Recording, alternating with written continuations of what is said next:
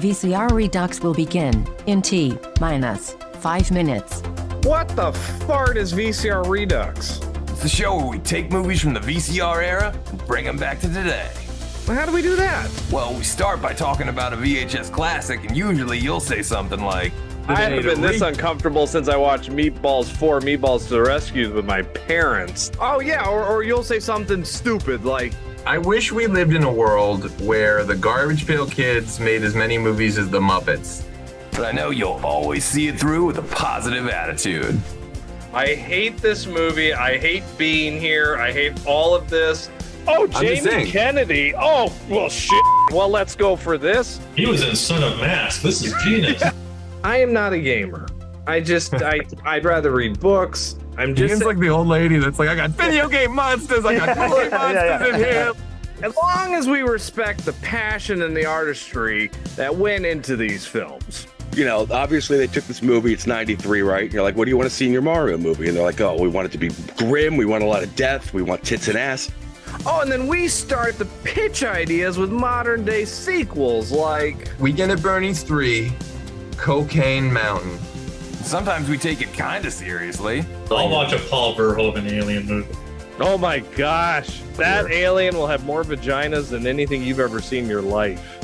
Sometimes this Hawaiian shirted fool will pitch something stupid like, I would take out the virtual reality stuff and just have it be about Jeff Fahey mowing the lawn. Sometimes the best pitches come from the live chat. Alex Bonafonte also pitches Grand Theft Starfighter Vice Galaxy. wait, I thought I had the best pitches. And what happens at the end of the movie? The ultimate fart. The fart that the warmth goes like all the way down to your socks. The only rules are, there are no rules. Sometimes we cross over franchises. Only the truck from Tango and Cash can kill Christine. And sometimes we travel back in time. Like 1995 is missing a good Universal Soldier sequel. But you never know what we're gonna pitch next. What do you want? Do you want Daniel Stern behind like a muzzled mask? Like, We all know it should be Pesci behind the mask, and like underneath the mask, you should hear him going like fritter, fritter, fritter, fritter. you are so proud of yourself for that one. I can't stand you. I would also love to see a Charles Bronson version of It's a Wonderful Life. What? Direct to DVD. If you made a shot-for-shot remake of Scarface with Goofy as Al Pacino, it would be amazing. Gosh, you need me to be the bad guy. It's like the worst 1987 Disney movie Disney's ever made.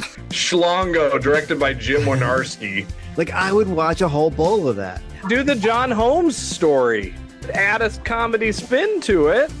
Wow, the Wonderland murders are so funny. I'd watch it on my mobile. Something happens and he goes into a coma. He gets like, hit by a car or something. I know this is dark, but like, bear with me. He's got to go on. Did you just go like Hard to Kill with Ferris Bueller?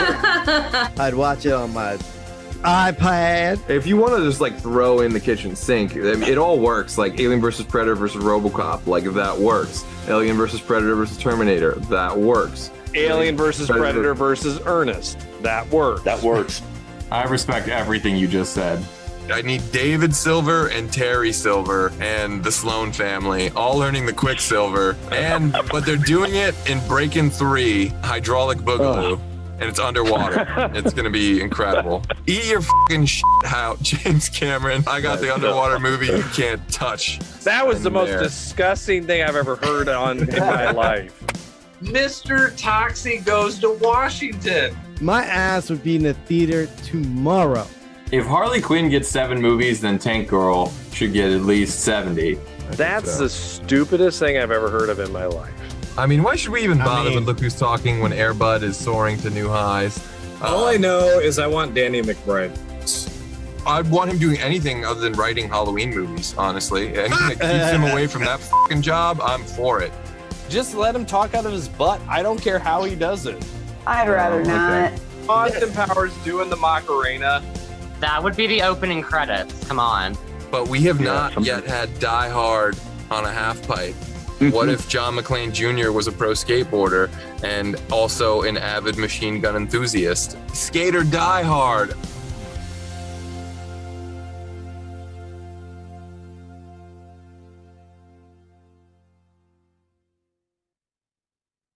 What up, virtual people? Welcome to the 171st episode of VCR Redux. We take your favorite franchises out of the analog era and bring them back to 2024. I'm your host, pop culture punk Chris Stiles, joined as always by my co-host with the most, film professor Ian Klink. Steve Perry. And speaking of Steve's, we've got New Jersey pop punker and Street Fighter champion Steven Zangief Anderson back on the show. Yes, you do. Thank you for having me. And rounding out this righteous crew in his VCR debut, musical director Tony June is on the show. Yes. Here, I'm excited. Let's do this. Thank you so much for exciting coming day. on the show, my man. This is a very special day. Anyone who's pro rollerblading is pro VCR Redux is pro in my book. So we are here today to psych Ian out, to make a dying kid drink, and to speak San Franciscan. That's right, folks. This world needs basketball too, and we're here to give it to you. But before Ian whips out his Ty Cobb bat, we got a dish on how basketball came into our lives and what we love about it. And of course, that goes double for you at home and everyone watching in the live chat. Was it Love at First Laserdisc, Vital VHS? Hit us up in the chat and let us know how basketball came into your lives. But Tony, when did you first get basketball? Yeah, I think the first time I had it was on VHS. Like I was talking about this a little bit earlier. I don't really remember it being in the theater. I think it didn't hit. I don't think it cracked the top 10 when it came out. I remember seeing the posters here or there, but the first time I saw it was it was like one of those like bargain bin VHS recordings. But man, I'll tell you, I love it. Like I love the fact that everything they do, they don't take themselves seriously at all. And some of their pre South Park ventures like Orgasmo and Cannibal the musical, it's just it's fantastic. And their brand of humor, it's amazing. Like it's no wonder that these guys have become like the empire that they are today, True, yeah. I mean, I'm glad you brought up Orgasmo too. That's one I would love to do as well on VCR someday. That is like a beloved film. And I'm actually embarrassed to say I don't think I've seen all of Cannibal the Musical. I've definitely seen chunks of it. Why but are we I've definitely. Why What's are that? with you? Here we go. Talk Yeah. to you. Why This do is why I won't even. This is why I don't even apply to join that country club you belong to, Ian. So what You'd about never get in? They'd never have you. I'd never get in, but Steve's a man of the people like me. So when did Steve first get basketball? I definitely saw this in a theater around 1998. What are we like talking like Bridgewater Mall, Burnsville, something like that. Yeah, something like that, somewhere in Jersey.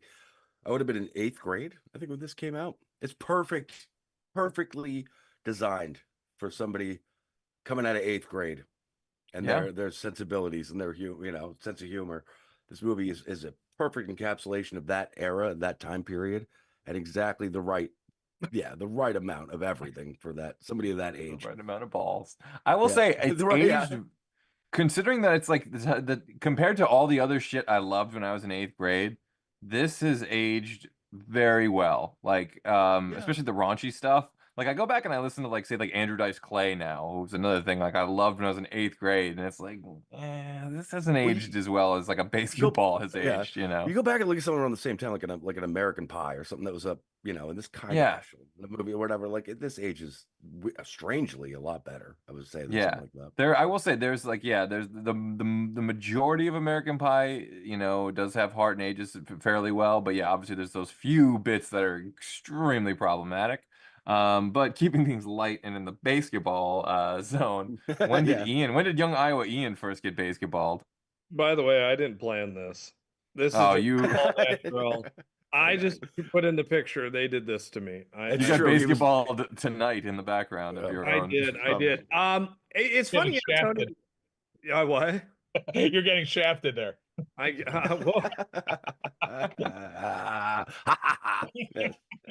correct. No, I'm getting sacked. I'm getting. No, it's funny Tony said that because this is a movie that literally I don't remember. Most movies I do remember coming to theaters. Like I remember seeing the commercials or the trailers, and I'm like, or I saw it in the newspaper. Basketball was a movie that I think flew under everybody's radar. Like it just was, when I first remember seeing it, was in like the 2000s, going over to a friend's house who was really into South Park. And that friend, Joe Kelly, he had Baseketball on VHS. And I remember him being like, "Oh, well, if you like South Park, you got to watch this movie." And I'm like, "When did this come out?" Like, and then, as the years went by, definitely watching it more and more as, you do watch Cannibal the Musical, which is an Oscar-worthy movie. Yeah, that's a great one. Yeah. But like you watch Orgasmo, like Chris, you were saying, any of their non-South Park projects, and you're just like, God, like this movie is hilarious. And I love the guy who plays Squints. Squeak. I never remember his name, but he was their friends from college and did a few voices in South Park and stuff. Choda Boy from Orgasmo. Yeah, totally. Yeah, like Choda Boy. Yeah, right. Yeah. I love All that. good hamster style. Hamster stuff. And like he's great. Like that's the other they're thing too. all, Is like yeah. Why Trey Parker and Matt Stone did not do more movie roles like this? I think I'm sure if they wanted to, they could have. Those guys are sitting on top of fucking Empire. Like I was talking about this today. They are what, like maybe 300 times bigger than Comedy Central still. Oh, like, yeah. Think about that. That's insane. Like Comedy Central should have been able to like find another mega hit since then, but they haven't. They haven't. Like, there's nothing they've done that is even 1/10 as big as South Park. Chris, I know you and I have talked about this. Like, there's like Comedy Central was around, but it was great before South Park. Don't get me wrong. I love the pre-South Park era. South Park hit, all of a sudden everybody knew comedies. It's like the two things that make Comedy Central are South Park and Blue Collar Comedy Tour. Like those two things like defined Comedy Central though for like an age group at a time. Yeah. Well, Ian might be a redneck if he's eating gas station pizza surrounded by balls on his screen. But you sit there, listen, you Hawaiian shirted turd. You can sit there and tell me that you didn't laugh during that, but you are a liar. You are a dirty, cheap liar. I've never seen it, to be honest with you. Collar Comedy Tour. Yeah.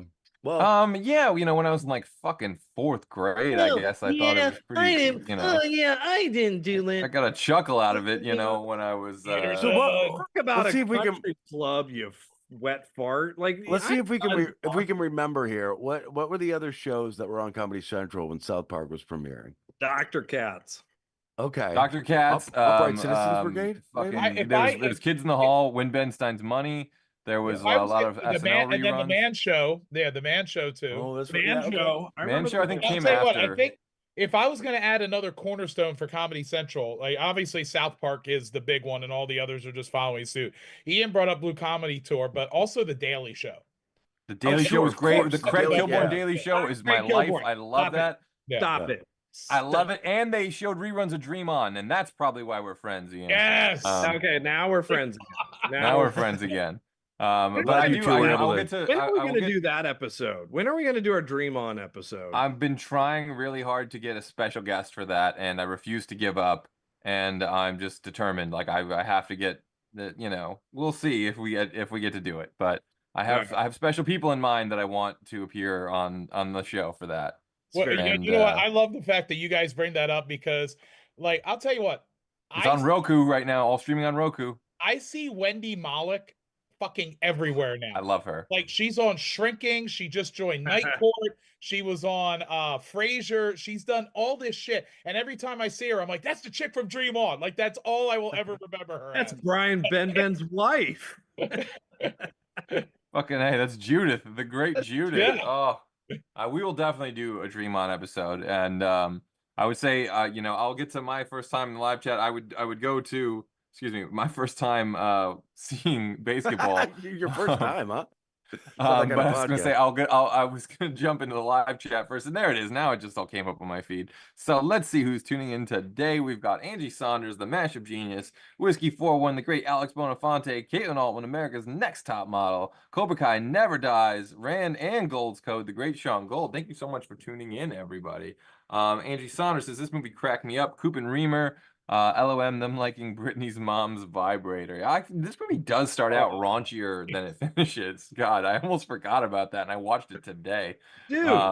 Dude. Kate Holman says, I haven't seen this. I usually don't know the films, but joined anyway to support. Well, I am sorry, Caitlin, for the graphic nature of tonight's episode. But this is Brittany Kaiser's house, and I really, really want to fuck her. Dr. Kaiser. Dr. Kaiser.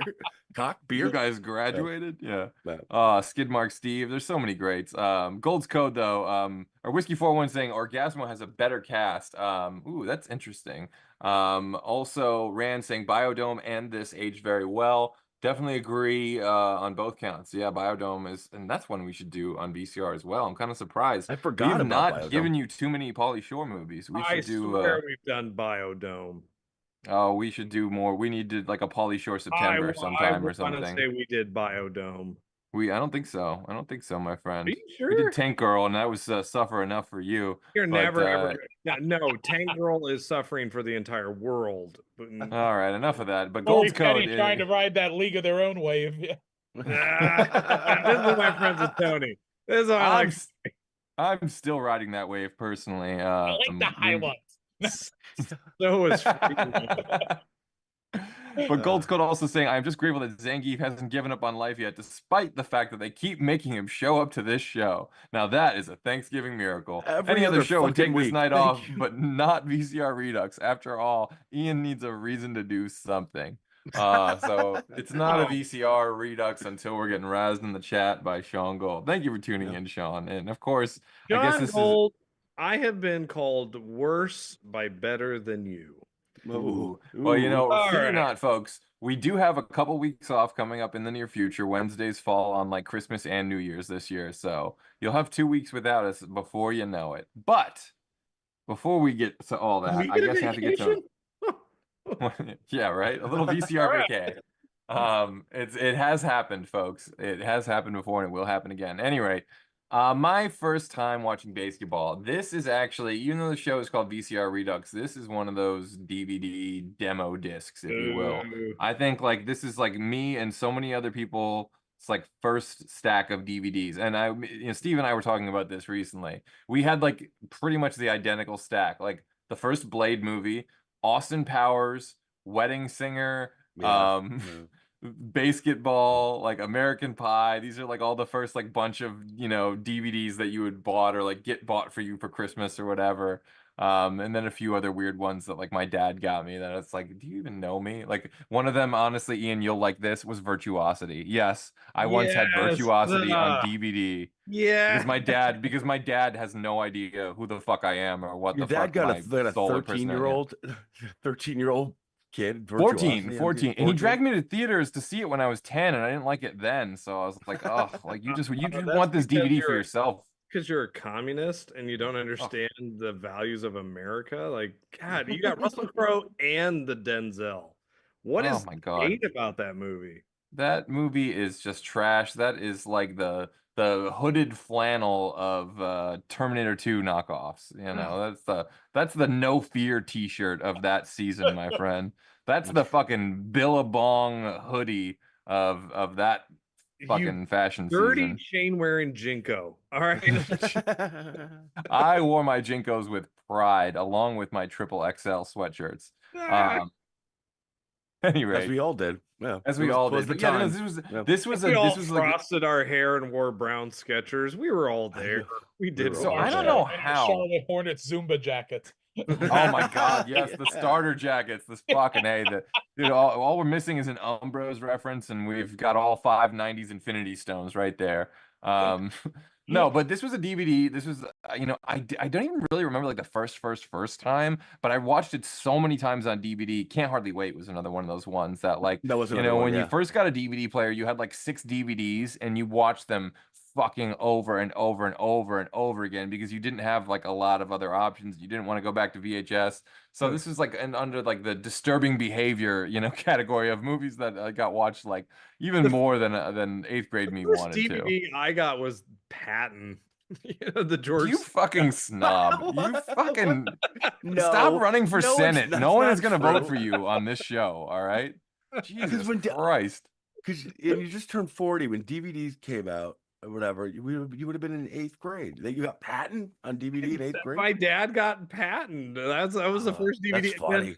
And did then you that disc got recalled, by the way? I'm showing my nerdiness right now. The first release of Patton had DVD recall issues. I don't know if you ever mailed that back in. You may have a defective Patton disc that could be worth big bucks now. Who knows? I remember it was that, but like it's funny you say like you kept watching the one over and over.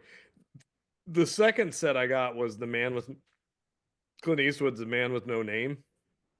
So like I kept that's equally as pretentious but less offensive. It's not to me personally. All those are great movies, you jerk.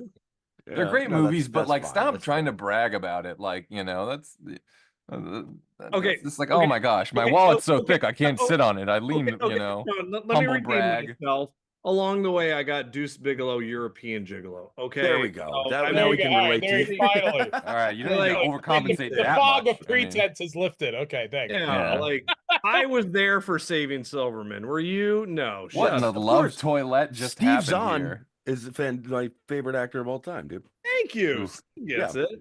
Well, we could do a Steve Zahn September one of these days. Yeah, we'll do Strange Wilderness. Okay. Yeah. Oh, yeah. Never mind. I take a Cat Beach of the Shrimp Shack shooters. Oh my God! Is that a That Thing You Do reference? That's that thing. Yeah, that thing. Yeah. Wow, there's a That Thing You Do too. There's a VCR Redux we may need to do at some point because I have a funny story with that one actually. But yeah, no, Basketball was just again one that I watched over and over and over again, and I do want to give a little shout out. This is a movie that's directed by David Zucker, who's of the Zucker Abraham Zucker trio that would bring you the greats like Airplane and Naked Gun, and of which Jim Abrahams just passed away. So just a little put some respect on that man's name because he made our childhoods a lot more entertaining, a lot more funny. There's just, I mean, there's an infinite laundry list of shit those guys worked on and wrote on, and a lot of which probably went uncredited even. Because I keep finding out this week, Carrie Fisher also co-wrote on everything that I liked as a child. I did not know that, but yeah, this is just one that I watched, you know, again, just over and over and over again. I'm kind of surprised the sequel didn't happen back then. You can bet your ass if these guys just made Basketball and didn't do South Park that we would have gotten a Basketball too. Well, this did not do well, 2001, right? As you were saying. Well, this opened in 11th place. Yes, that's not great for a summer blockbuster from Universal. But that's what I'm saying. I don't think they put any money towards promoting this movie. I don't think they did either. I think that's correct. I really don't. I think they just said the fans of South Park will go see it, and it'll sell on VHS. I really do think that's what. I think it was Universal or Paramount or whoever it was. Well, I think also yes, it was Universal, but I think the like Zucker and Abraham's team by that point they had kind of like they had their peak, I think, with like Airplane, Naked Gun, and then like Hot Shots still like kind of at the top. But then I think like a movie that I personally love and I also want to do on the show, Loaded Weapon 1. I think is starts to kind of decline for them, at least in terms of box office, Hollywood power. I know the other Zucker made Ghost, so they were kind of moving off in different directions. But those like that Zucker brother formula or whatever that falls into also like that Mel Brooks formula, I feel like kind of fell out of favor around the same time. And we're in like in a decline, and those are the two big ones, right? Yeah, for a long time. I mean, comedy was changing. I mean, Airplane changed everything about how comedies go. And comedy just has to change every couple of years. Well, I mean, look. If we talked about this, before the show, American Pie was going to come out from Universal 2 years later, and 1 year later, wipe away any slate that they had for comedy movies in production. It's like no. Porky's is back. Let's go back. Let's give it. Give us Road Trip. Give us this. Give us. It's like Basketball just came in at a time where it just didn't. It did, and it's like it's not South Park. Even the South Park movie, I don't think had come out yet, had it? No, that's after this. That is a year after this. That's it's a year, yeah. So I mean, like it was summer '99. So you got the TV show guys who have some cult following, and it comes into the theaters, and they just I don't think they really cared whether it did well or not. And it's funny, Chris. Earlier you say the humor. I think what's great about what makes it timeless. Slapstick humor is always timeless. I mean, that's why people still watch the Three Stooges. Whether you like them or don't like them, it doesn't matter. Getting hit with a pie in the face is going to be funny no matter what generation sees the movie. They're going to laugh. I mean, I think Basketball's there's lots of black comedy can be timeless. There's lots of parts of I think any genre that can be timeless.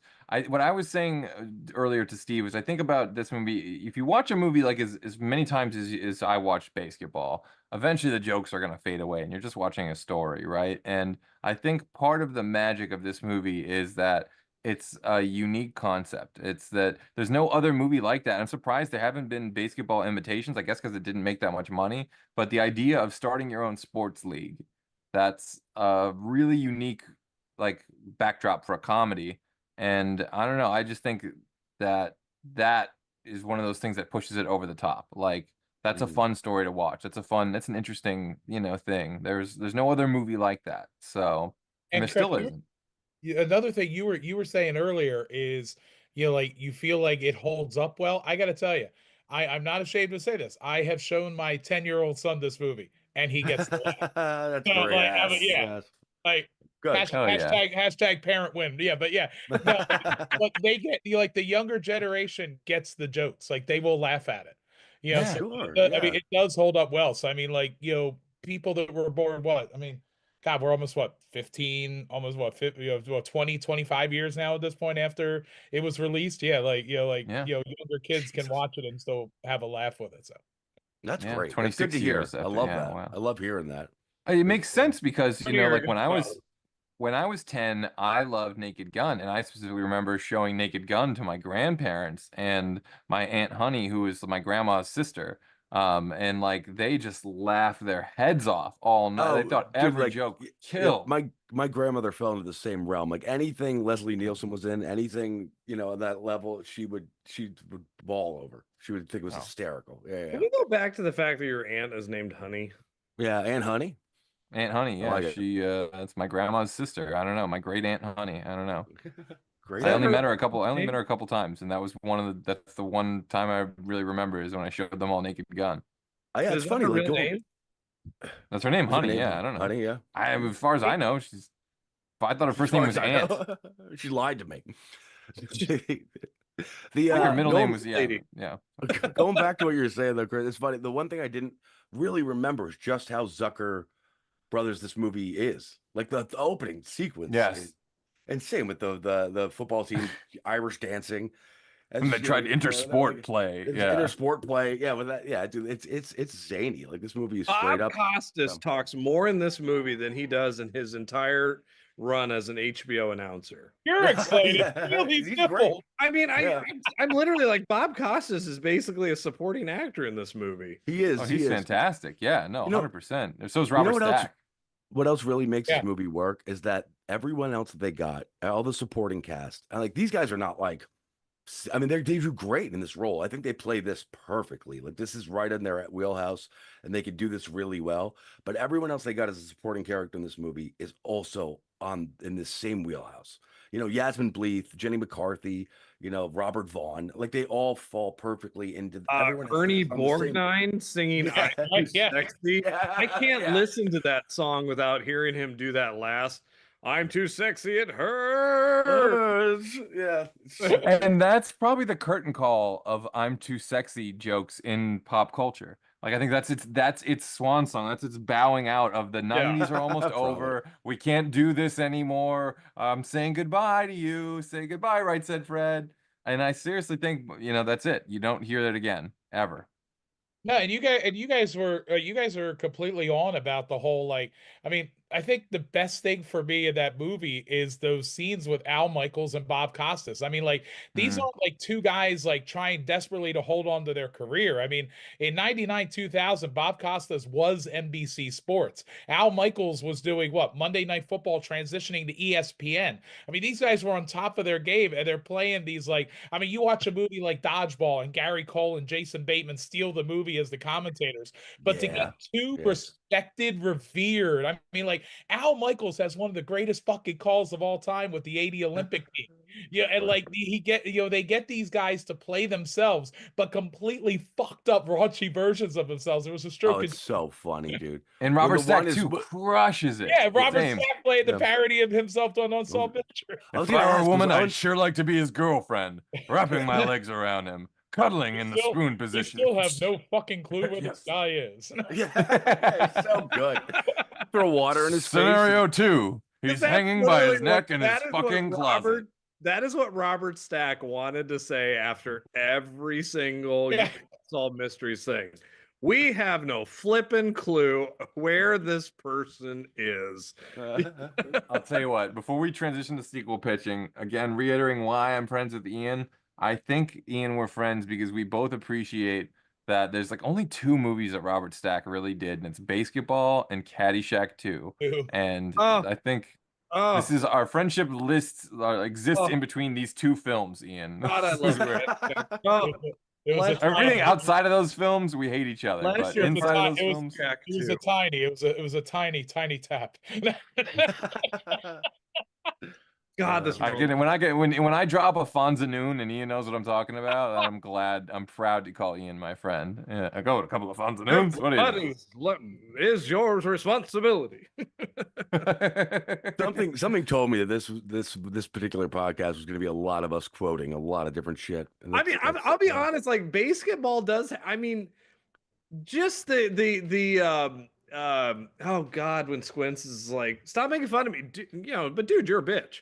No You're a one. little bitch. Oh, no, yeah. I'm not. Yeah, but you're a piece of shit. I am not a piece of shit. Sure are. Dude, Yeah. We can go on forever. Swear, Chris you and guys I do have this to me 13 or 14 more times, and I'm out of here. Chris and I tell have you literally we've been saying to each other for 20 years. Chris and I have been saying to each other, first we get what was it? First we get the khakis. jobs, then we get the Yeah. khakis, then we get the chicks. And like we've been saying that to each other on and off at least once a month yeah. for the last 20 years. Yeah. Yeah. Also, I will tell you, this movie has classic camera work, and the 2 jokes that make this movie, I'll tell you right now. One, when they're sucking the chickens in that vacuum cleaner, Yeah, that's great. and it just that one chicken just zoom, and the sound effect. But when Squints, why did I say Squints? Squeak. Greek. When he opens the door It's and the he Sandlot. the window, he opens that Oh, yeah. window. He's like, "Yeah, this is great," and that dog jumps right I'm on the team. Yeah, that's Yeah. on the They tip. won't- Ah! The I don't know what it is, but the camera It's is like all over. classic comedy. Like as a director, you have to. Comedy and horror are very hard because if you don't have the right camera angle to sell the joke, it doesn't work. Like Right. it just It's absolutely a doesn't lot work. of editing. It's all in the edits. That you, yeah. And it's just if you don't cut at the right, if you don't cut on frame 17, but you cut on 18, the joke yeah. doesn't work. And Totally. I think Baseketball has some great editing because the jokes when they're in the hospital room and Oh they're zapping the kid. Yeah. I mean, what makes it funny is the camera. The kid like jumps this in front of the camera, and every time they're doing it, and then just Squeaks just gets jumped right into the laundry chute. Yeah. I mean, the timing of that just makes you die laughing. It's those cuts. It's like him being like, where are those paddle thingies that George Clooney uses on ER? And he's like, no, don't do that. He's like, clear. Squeak immediately looks at him and goes, clear. Just clear back to him. It's shit I like will that. It's that back and forth. I also want to say before we get into sequel pitches, Yes. just want to throw some love on the soundtrack to this movie because this was sort of at the tail end yeah. of like we're using popular current music to drive younger audiences to a movie, and whether it worked or not with this movie, I think it's certainly no Real Big Fish.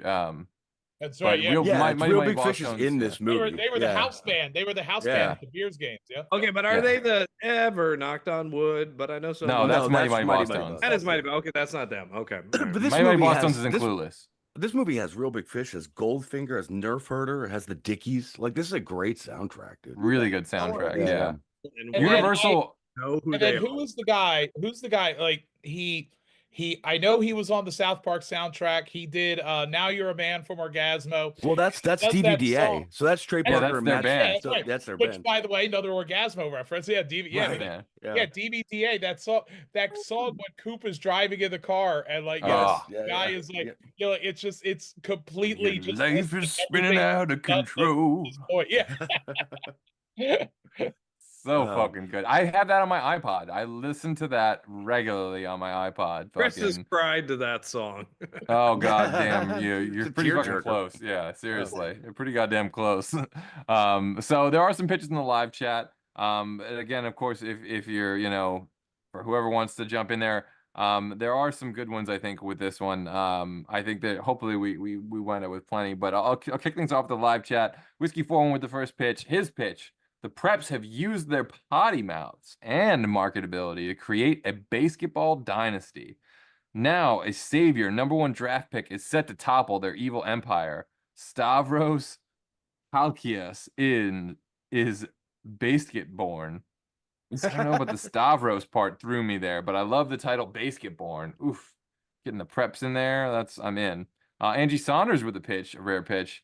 Her pitch, Coop and Reamer get their team taken away, and they try to win it back and end up coming up with a new game, basket volleyball, and ends up becoming a huge success. Well, I love that. I love beach volleyball. Okay. Angie Saunders, you had me at volleyball. Angie Saunders has a neat idea there. Yeah, that's a good one. That's a great one, Angie. And again, if you guys don't know, Angie does genius mashups on Facebook. Be sure to check them out, and Mikey Riffraff as well, the mashup team.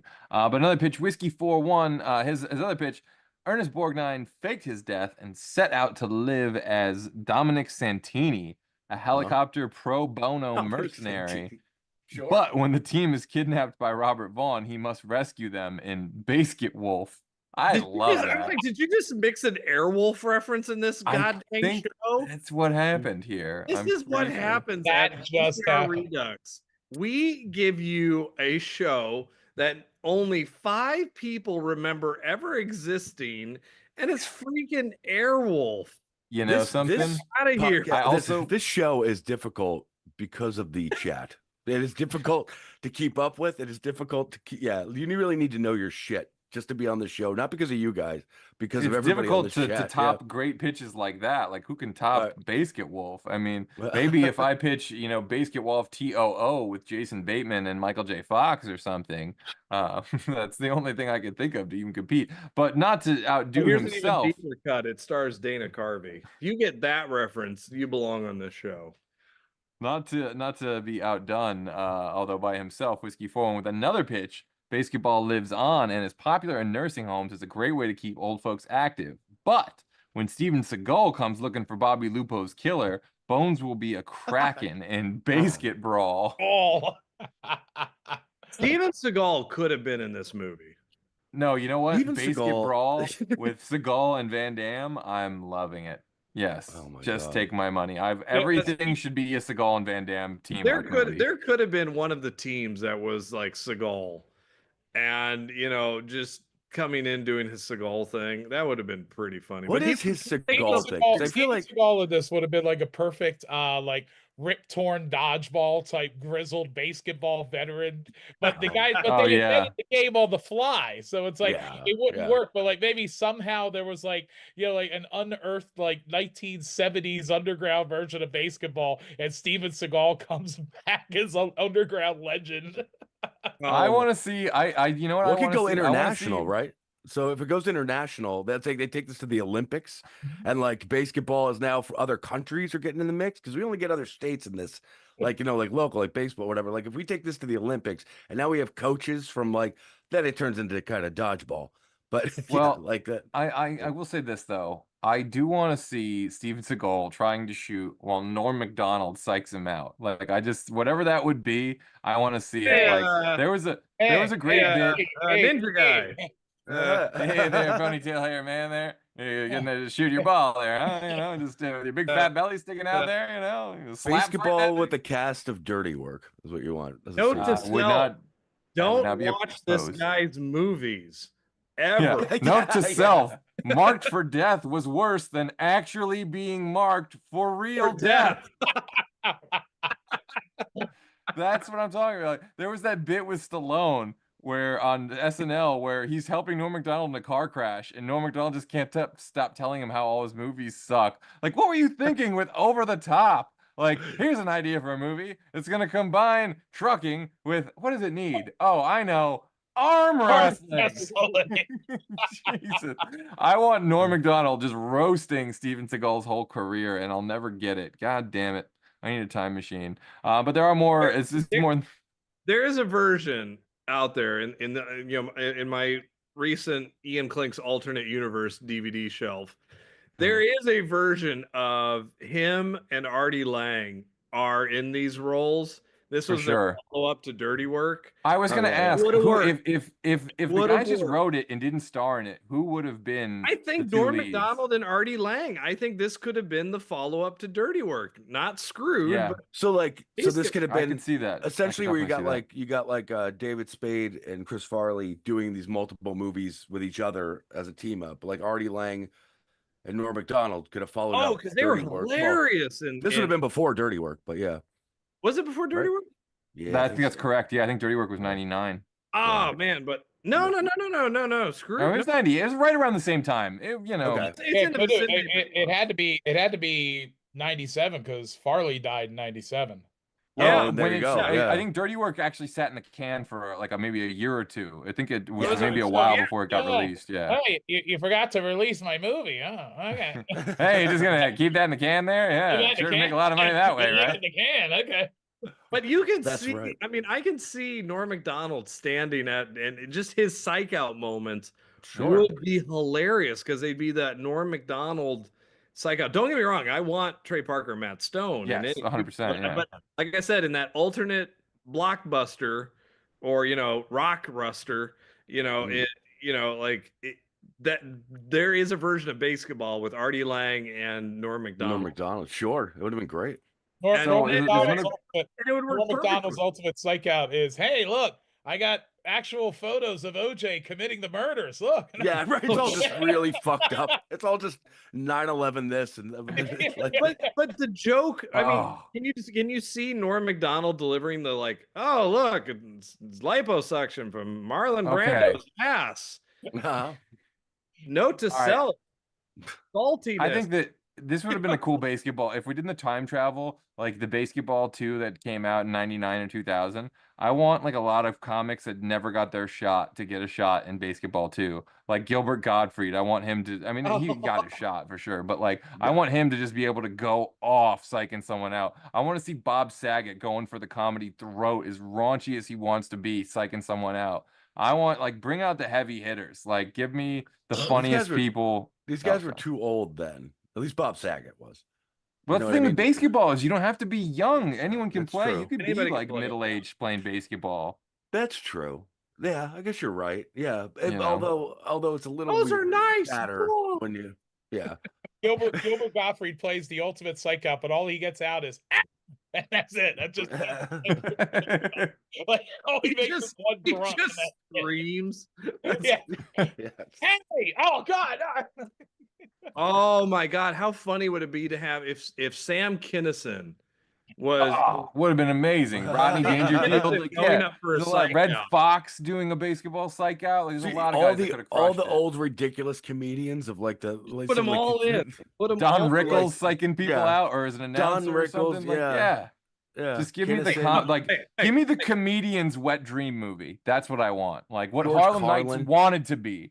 That's what Basketball 2 Not should have It's a been. Mad, Mad World. Forget that. No, Basketball 2 was starring Jackie Mason. Yes.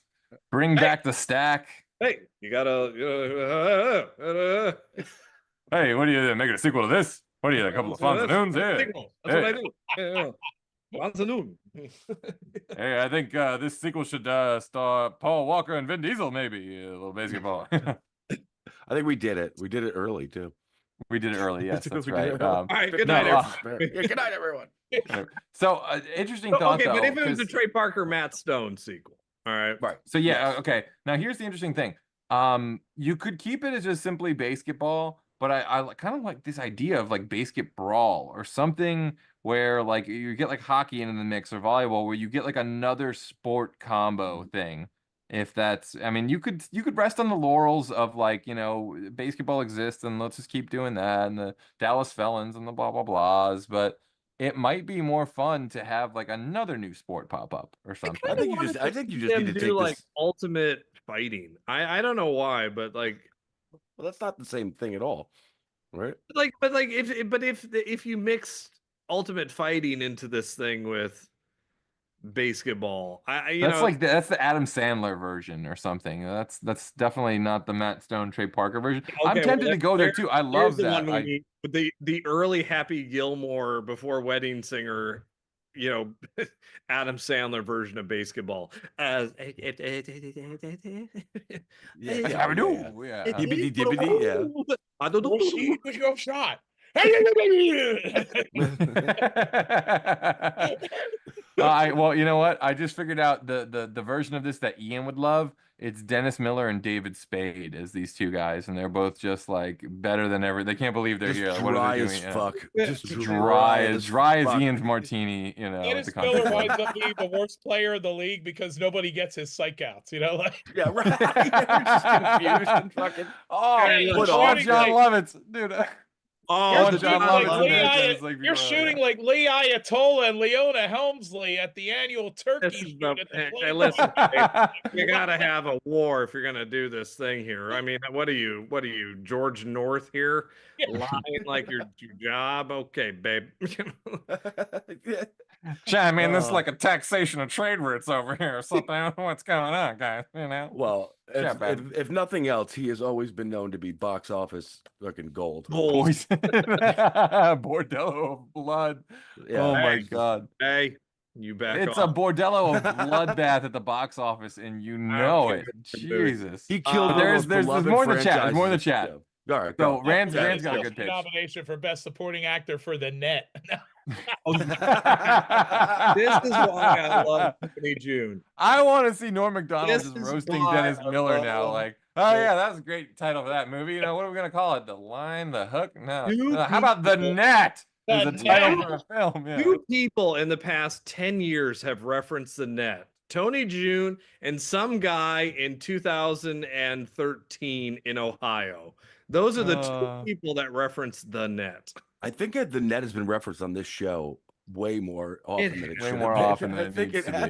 be. It's been referenced as often as chairman of the board. Next time I'm on, I'm drinking Gibsons. That's what.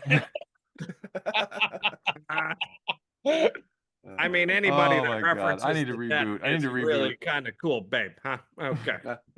All right. Before Sandy B, Rand had a comment in the live chat. Pitch, I should say. Basketball 2. This time the new owner is Charlie Sheen and Chevy Chase. Bring it back to mainstream, and they have to go find the 2 guys from South Park to come back for a Hall of Fame. That's interesting too. I would Let's love go to see Trey Parker, Matt Stone today. Actually, like I'm usually, and I'm breaking my rules. I usually hate this nostalgia thirst. I've been talking to you guys a lot about how much I hate this nostalgia thirst, but I do kind of want to see them old basketball. Like I kind of want to see them like today in there. I agree with you. I think that'd be the best. Yeah, that'd be great because we haven't seen them in forever on do anything. It'd be ridiculous to de-age them for basketball too. No, but we don't have to. I bet they still look good enough. Probably they're probably not that much older than us, right? But again, the point of basketball is that the irony is though there's a nostalgia thirst for basketball in the movie version of this thing. Like you could do which honestly is what Trey Parker, Matt Stone do very well. They love to play with meta. South Park, it's all about making fun of the moment because it's the moment and it happened yesterday, so we're making fun of it today. Right. So them making a nostalgia thirst movie about nostalgia thirst would be very fascinating. That I thought about that too. Like, how do you get that? How do you sort of like it probably would need to be a parody of a legacy sequel. Yeah, literally. I think that would be the perfect way of doing it. Yeah. And and literally you in a funny way, think about this.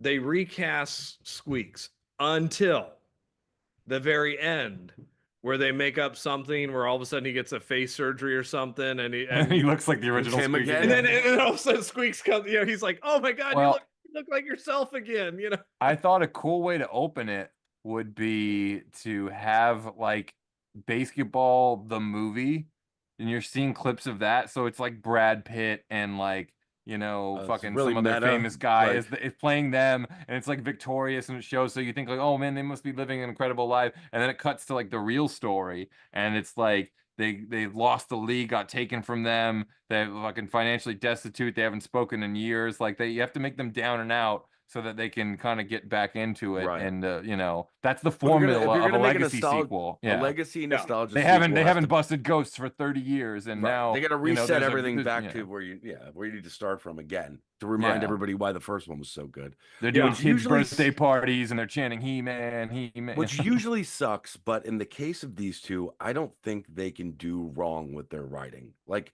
No. the fact that everything True. they try, they're just even better at than the thing they tried before, and that's consistently shown through. Like I don't know, do you guys ever see? Any of you guys ever see the Book of Mormon thing? Oh You yeah. guys seen that? It's fucking awesome. Like it's the most entertaining thing I've ever sat through. You know why? This is my theory of Trey Parker and Matt Stone. Everybody tries to, this is what I believe in writing, and when people try to do these things, they try to go above and beyond right on the nose. Like they start on the nose as the box, and then they go, okay, how do we get out of the box? Trey Parker and Matt Stone say, what's on the nose about this thing? Oh, it's this stupid idea. Oh, that's perfect. I mean, an example that one of the funniest episodes of South Park was when they were making fun of the iTunes, when when The you had license agreement.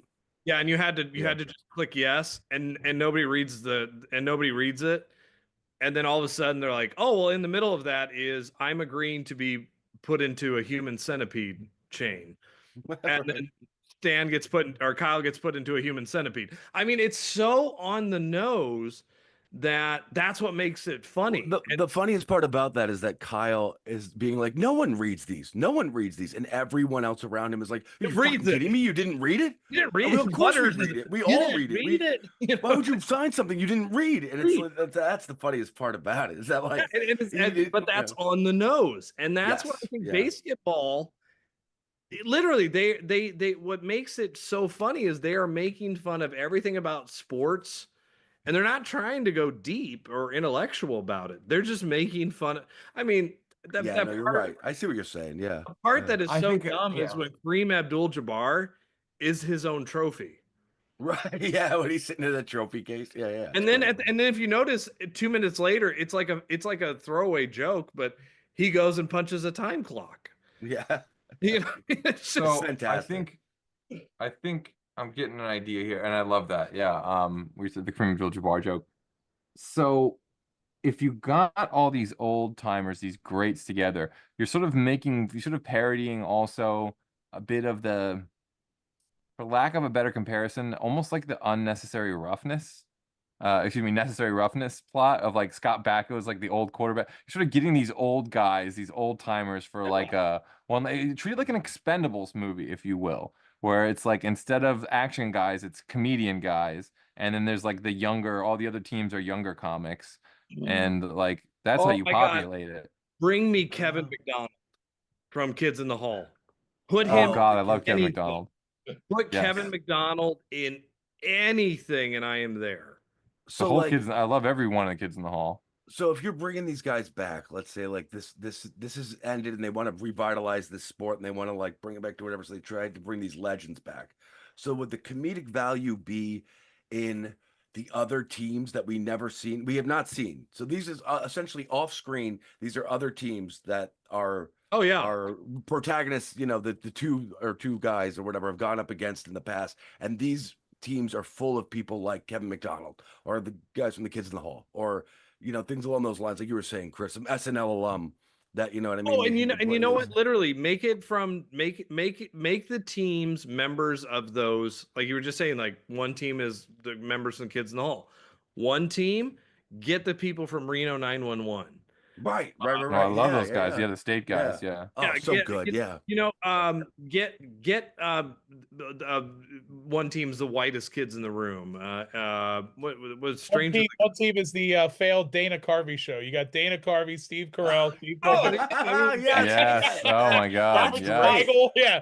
Yes. Yeah. Robert Smigel. Be Yes. That's great. hilarious. I mean, it was just, you know, each of and they've got to compete and again, and why are they doing it? It's nostalgia. The diet mug root beer Dana Carvey team. What makes it funny is what are we doing? We're giving you nostalgia thirst. And the way that Trey Parker, Matt Stone would make it even better is it's the most random, obscure shit that you've ever seen. It's a reunion of Cruel Intentions. Why? Because you don't expect a Cruel Intentions, you know, but there's Sarah Michelle Gellar and Ryan Phillippe and Reese Witherspoon on a team. You almost utilize that like nostalgia for like, okay, so like this is a weird, I get exactly what you're saying, Ian. I totally agree. So like that Deadpool movie, right? That newest one. Yeah. They brought in all these other movies that had no relation to it whatsoever, but because it was in the same, you know, so like it's gonna give you those nostalgia vibes and be like, oh my God, the Kids in the Hall fucking people. I love that. You know, like that's something I remember, but it's not something of this, you know, has nothing to do with Baseketball, the original movie, but it'll still work on that level. Oh my God. And I'm it'll gonna still- watch Tony's face. Okay. Yeah. One of the team is the New York Ghostbusters, right? Here's Bill Murray. Here's Dan Aykroyd and Ernie Hudson. And the fourth member that pops up is freaking Eddie Murphy. Oh, you know, like, Okay, yeah. you know, do the casting the way that everybody thought it was supposed to be, just so we can say, you know, in some movie or somewhere we did it. You know, like, and again, what are they making? Can I pitch you another squad? Yeah.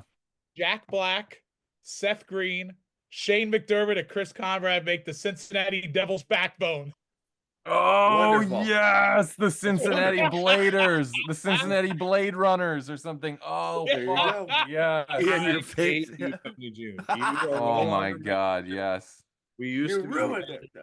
I'll tell you something. If you really want to fix the problems that are deeply rooted in our country's very fabric and very foundation, there's only one solution. We need to make America skate again, and we can do it. We can do it.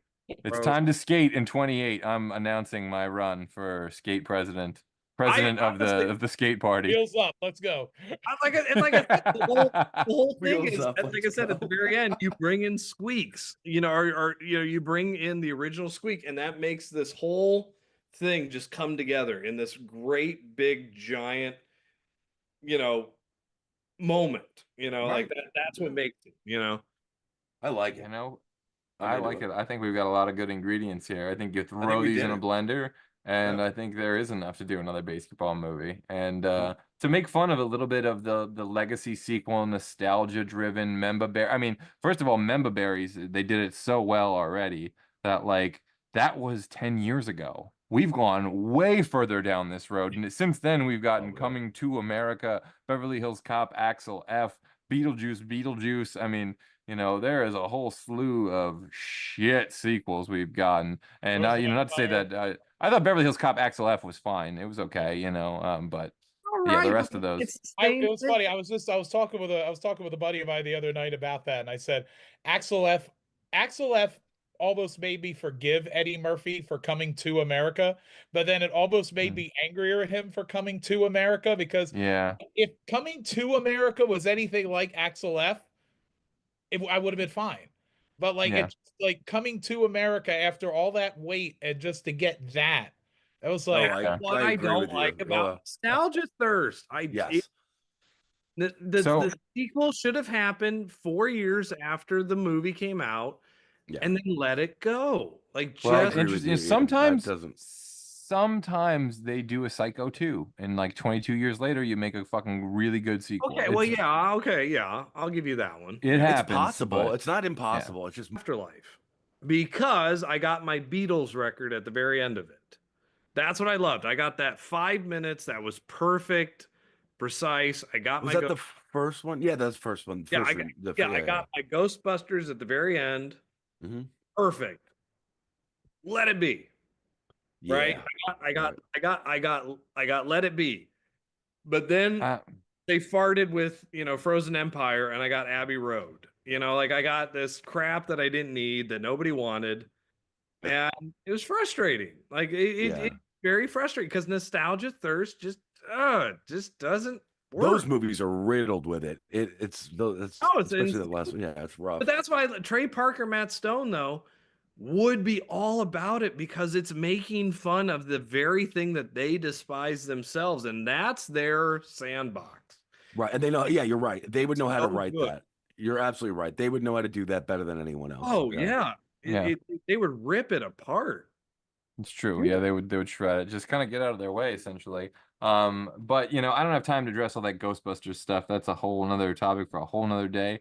I would love to get into that though and do a Ghostbusters 3 episode of VCR Redux someday. Also, in the chat, Kyle says Lies and Slander, Abbey Road isn't bad, and Michael Ricci with one final pitch, Little Baseketball, as Trey and Matt's kids killing it as rookies. I wouldn't mind the Bad News Bears, little kids, like they have That to would be in Little it. League, Little League, interesting way of doing it. You make fun of the 90s kid sport movies, I think there's a movie there too. Well, You could they do would do that in this. They would have their kids all of a sudden be like, That's true. One scene. It doesn't need to be the whole movie. Yeah. and I hate saying it, but you can't do better than freaking Mafia, where the one comes up to Christina Applegate. It's like, you're my mother. I never knew. I mean, you can't do better. That's pretty good. That's pretty good. But they would have a moment where they're making fun of the kids taking over the team moment. And it's like, yeah, our kids should absolutely take over this team. Why not? And they're getting married. Awesome. Oh, Jesus. The Victoria Silvstedt Playmate of the Year. Yeah, right. One final comment I will say too, and I was saying this while we were watching the movie, but I'm surprised Yasmin Bleeth didn't get more out of this movie. I think she's really good in this, and Jenny McCarthy is like not given very much to do, but like she does it with gusto. You know what I mean? She's great. They're both funny. fantastic in this, and I'm genuinely surprised that they didn't get anything off of this. But I guess that's what happens when your movie opens in 11th place.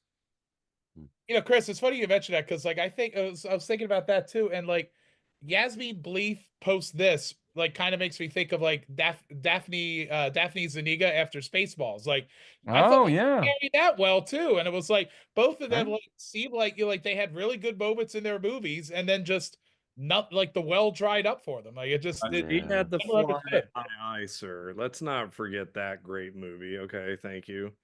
That's true. Which one? Jesus Fly 2. Fly 2. Yeah, another one we have to cover on VCR one of these days. Yes. But a lot on the to-do list. I think we did a pretty good job getting Baseketball up in sequel fighting shape. Actually, it's been a while, but this is a movie I actually want to see. Like this, I agree. I'm with you on that too. I really actually want to see this movie. I think so for sure. Well, before we wrap it up and wish you all a happy Thanksgiving, is there anything going on in the works you guys want to let the people at home know about? Any articles coming out, musical things happening? Well, yeah, I mean, you can follow me on Instagram, Ian Klink. I did just get a new story published. My short story, The Window, was published in Vampirus Carmilla, so magazine, January edition. So check out that story, and you can also buy my book Lucky on Amazon or at newfangledpress.com. Nice. Well, if there's nothing left to plug, then I guess it's time for me to say that you Fandom fans might want to tune in next Wednesday at 9 p.m. when the VCR returns to its regularly scheduled programming. And as always, if you enjoyed this video, the best way to help is to smash that like button and leave a comment telling us what movie or TV franchise that you want us to cover on a future episode of VCR Redux. And since you're already doing that, you might as well go ahead and like, subscribe, and follow Fandom Spotlight and Pop Culture Punk. Till then, back up those Betamax, rewind those Laserdiscs, and we'll see you at the movies. Dude!